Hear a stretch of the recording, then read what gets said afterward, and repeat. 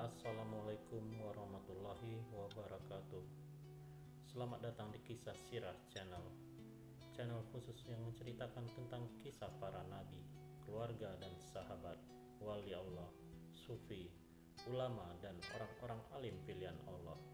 Kali ini kita akan mendengarkan kisah tentang Maria Al-Qibtiyah, istri Rasulullah yang membuat cemburu ummahatul mukminin lainnya. Maria Al-Qibtiyah merupakan satu di antara ummahatul mukminin. Nama lengkap adalah Maria binti Sam'un, berasal dari suku Qibti di Mesir. Maria dilahirkan di Mesir yang waktu itu notabene penduduknya merupakan pemeluk agama Nasrani. Ia awalnya adalah budak Mukawis. Saat itu, yang memegang tampuk kekuasaan Mesir adalah orang-orang Nasrani. Mukawis sendiri termasuk orang yang musyrik, menyekutukan Allah Subhanahu wa Ta'ala. Karena itulah Allah memerintahkan kepada Nabi Muhammad SAW untuk mengirim surat kepada Mukawis melalui Hatib bin Abi Baltah. Dikisahkan bahwa pada tahun 6 Hijriah 627 atau 628 Masehi, Nabi Muhammad menulis surat kepada para penguasa Timur Tengah yang membahas ajaran Islam dan mengajak mereka untuk bergabung. Isi dari sebagian surat-surat itu tertulis dalam kitab Tariq At-Tabari karya Muhammad bin Jarir At-Tabari yang diriwayatkan 250 tahun setelah peristiwa tersebut. Dalam kitab tersebut ditulis bahwa seorang utusan dikirimkan kepada penguasa Mesir, Al-Mukawis, yang bernama Habib bin Baltah. Dalam surat tersebut, Nabi menyeru agar Mukawis bisa bergabung dan memeluk agama Islam. Tapi apa yang terjadi? Datangnya Hatib disambut oleh Mukawis dengan sambutan yang tidak nyaman. Sontak saja ia menolak ajakan itu dan tidak mau mengikuti risalah yang disampaikan oleh Hatib untuk memeluk agama Islam.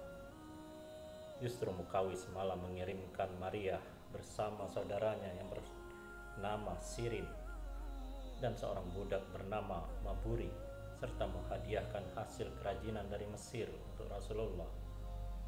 Sebelum sampai menuju Yastrib dari Mesir, di tengah-tengah perjalanan, Hatib merasa sedih melihat Maria, Sirin dan Maburi.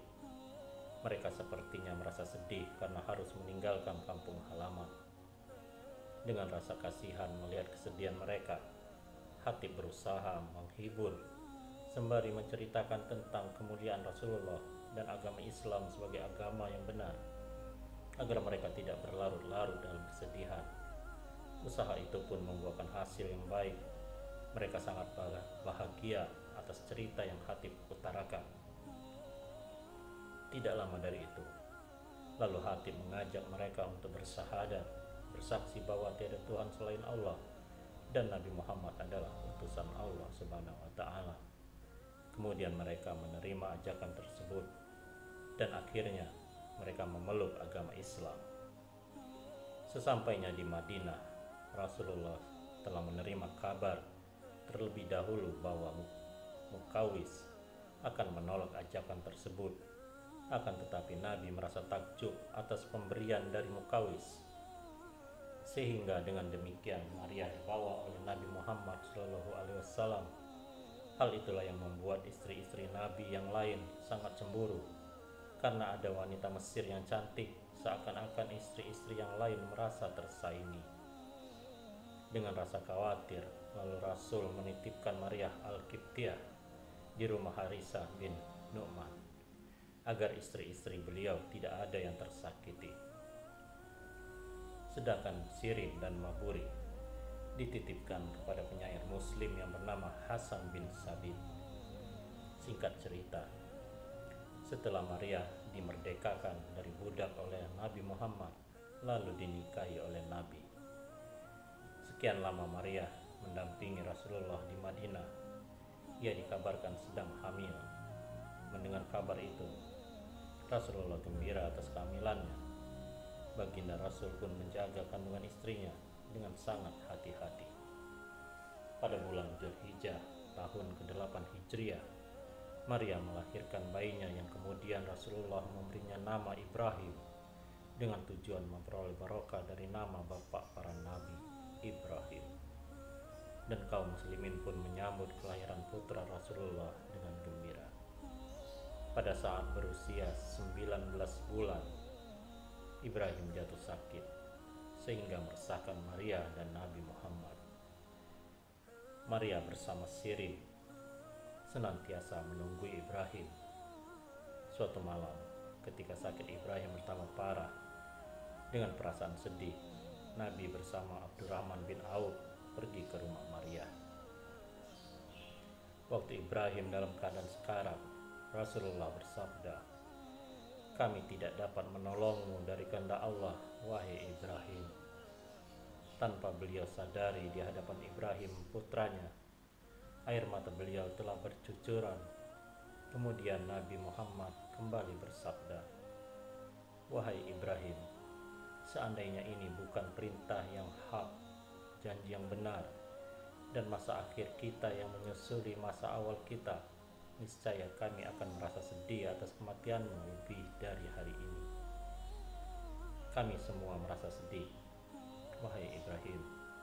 Mata kami menangis, hati kami bersedih, dan kami tidak akan mengucapkan sesuatu yang menyebabkan murka Allah." Begitulah keadaan Nabi ketika menghadapi kematian putranya.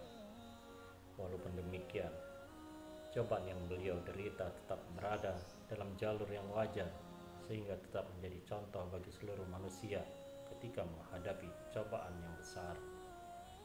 Lalu Rasulullah mengurus sendiri jenazah anaknya, dan kemudian beliau menguburkannya di Baqi. Begitulah kisah Maria Al-Qibtiyah, satu-satunya istri Nabi yang bisa memberikan keturunan selain Siti Khadijah. Jadi begitulah, hingga ia membuat cemburu Ummahatul Mukminin lainnya, walaupun kemudian putranya bernama Ibrahim itu meninggal ketika masih bayi. Setelah wafatnya Nabi Ibrahim, Maria tidak pernah menikah lagi, dan ia wafat 5 tahun kemudian setelah Nabi Muhammad SAW. Demikianlah kisah yang cukup menyedihkan ini di dalam kehidupan Rasulullah. Semoga ada manfaatnya dan semakin menempelkan rasa cinta kita kepada Rasulullah dan beserta keluarga dan sahabatnya. Wallahu a'lam bishawab. Wassalamualaikum warahmatullahi wabarakatuh.